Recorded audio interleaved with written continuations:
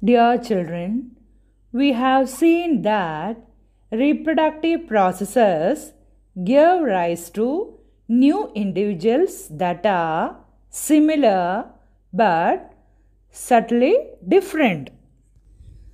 Some amount of variation is produced even during asexual reproduction. In the field of sugarcane, very little variations among the individual plants can be observed. But the number of successful variations are maximized by the sexual reproduction. A number of animals, including human beings, reproduce sexually and exhibit quite distinct and visible variations among different individuals. Now let us discuss the mechanism by which variations are created and inherited. For this, we must know a special branch of biology, that is genetics. It deals with the mechanism of inheritance and maintenance of hereditary characters of the organisms. Knowledge of genetics also help us to account for the production of variation among organisms. Actually, genetics deals with the study of genes and their role in both heredity and variation. Gregor Johann Mendel is called father of genetics. The term genetics was coined by William Bateson. The asexually reproducing organisms are many lower organisms like microbes, fungi, some plants, and some lower animals. Here, the progenies are derived from a single parent, that is, uniparental, and thus receive the characters from that parent alone. The producing progenies also exhibit very little variation due to small inaccuracies in DNA copying. If one bacterium divides, it produces two bacteria. They divide again and form four individual bacteria with subtle changes or little variation. See the picture, children. During binary fission of a bacterium, the original organism at the top will give rise to two individuals with a similar body design but with little changes. Each of them will give rise to two individuals in the next generation. Each of the four individuals in the bottom row will be different from each other. It represents accumulation of variation during asexual reproduction. Thus, even asexual reproduction also exhibits minor changes among the produced individuals in the same generation and create little diversity. All the variations in a species have not equal chance of surviving in the environment in which they find. Only few population of bacteria can withstand heat that survive better in a heat wave. Thus, depending on the nature of variation, different individuals would have different kind of advantages. Okay? The variation in sexually producing organisms such as most animals, plants, and some microbes can be easily observed. Such diversity and distinct body design occurs due to the involvement of two parents. Such variations can be understood under the rules of inheritance. The accumulation of variation constitute the raw material for evolution. Selection of variants by environmental factors also form the basis for evolutionary processes. Inheritance is the process by which characters are passed from parents to progeny. It is the basis of heredity. Thus, heredity refers the transmission of genetic characters from the parents to the offsprings. The feature of the individual is called character, like the height of stem, ear structure of human, etc. are characters. An inherited character and its detectable variance of the individual is called inherited trait. Tall, dwarf, stem height, free or attached earlobes of human. That is, inherited traits are features that an organism receives from its parents through their genes. Now look at the picture of earlobes. It's free and attached earlobes. The lower part of the ear, called earlobe, is closely attached to the side of the head in some of us. That is, attached earlobes. If the lower part of the ear is not closely attached, then it is free earlobes. Free and attached earlobes are two variants found in human populations. Hope you understood free and attached earlobes. Now, observe your earlobe.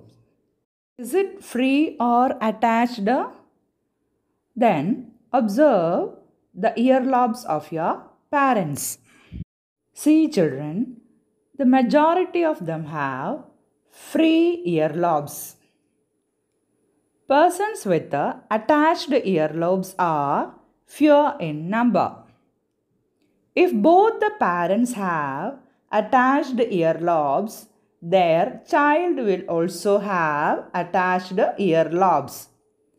In other cases, the inheritance depends upon the genetic nature of the parents and the dominance of free earlobes over the traits of attached earlobes. As found out in the inheritance of the trait of earlobes, both mother and father contribute equal amount of genetic material to the child. It means that the child receives two versions of the trait, one from each parent. The expression of the trait in the child depends upon the nature of the traits contributed by the parents. The rules of such inheritance were worked out by Gregor Johann Mendel in the 19th century. Gregor Johann Mendel was born to a farmer's family in a village of Heinzendorf, that is now in Czech Republic. He made singular contributions in the field of genetics. Mendel was educated in a monastery and went on to study science and mathematics at the University of Vienna. Failure in the examinations for a teaching certificate did not suppress his zeal for scientific quest. He went back to his monastery and started growing peas. In 1856, Mendel became interested in hybridization experiments on garden pea, that is Pisum sativum, that had several contrasting traits. He first raised pure breeding plants and then selected 7 characters which had 2 alternate traits for breeding. The 7 characters with the contrasting traits selected by Mendel are color of flower, height of the plant, seed color, seed shape, color of the pod, shape of ripened pod, and the position of flower.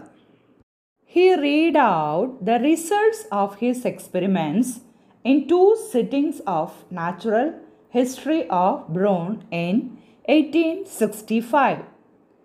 The same were published as experiments on plant hybridization in the Proceeding of the Society in 1866. However, Mendel's work remained unnoticed till similar results were obtained by 3 scientists independently in 1900. Hugo de Vries from Holland, Karl Correns from Germany, and Erich Schermer Zinzendegg from Austria. They found out Mendel's original paper and was republished in Flora in 1901. That is, this led to the rediscovery of Mendelian work and honored him as the father of genetics. This discovery also gave birth of the science of genetics. Mendel found out that some factors are inside the cell which control a particular character. That Mendelian factor, now known as gene. The scientist Johansen in 1909 named this Mendelian factor as gene. Now you know that gene is the unit of inheritance that is assigned to the expression of a particular character or trait. Dear children, before studying Mendel's experiments, let us know some terms. Allele. It represents 2 alternate forms of a gene. Each gene consists of an allelomorphic pair. That is, allele is the term used for any 2 forms of a gene. It may be capital T or small t like that. Genotype. It is representation of an individual's genetic constitution with respect to a single character or a set of characters. For example, capital T for pure tall, capital T for hybrid tall, and small t for pure dwarf. Phenotype. It is observable morphological appearance. Means the external appearance. The phenotype of an individual is determined by different combination of alleles. Example, capital T for tall and capital T for tall phenotypically. Then homozygous. When 2 alleles of a gene are similar and are called homozygous. For example, capital T and small t are homozygous alleles for tall and dwarf respectively. Heterozygous. When the two alleles of a gene are not similar, then called as heterozygous state. That is, capital T, small t is heterozygous alleles for tall. Then dominant allele, an allele that influences the appearance of the phenotype even in the presence of an alternative allele. Capital T, small t for tallness in hybrid, that is heterozygous form of tallness. Then capital T for tallness in homozygous forms. So, capital T is the dominant allele. Then recessive allele, an allele that influences the appearance of the phenotype only in the presence of another identical allele. Small t for dwarfness. But small t in capital T small t is not expressed as dwarf. So, small t is the recessive allele. What is hybrid and hybridization, children? The crossing between two genetically different individuals is called hybridization. And the offsprings formed as a result of hybridization is hybrid. Hybridization is used to improve the quality of economically important plants and animals.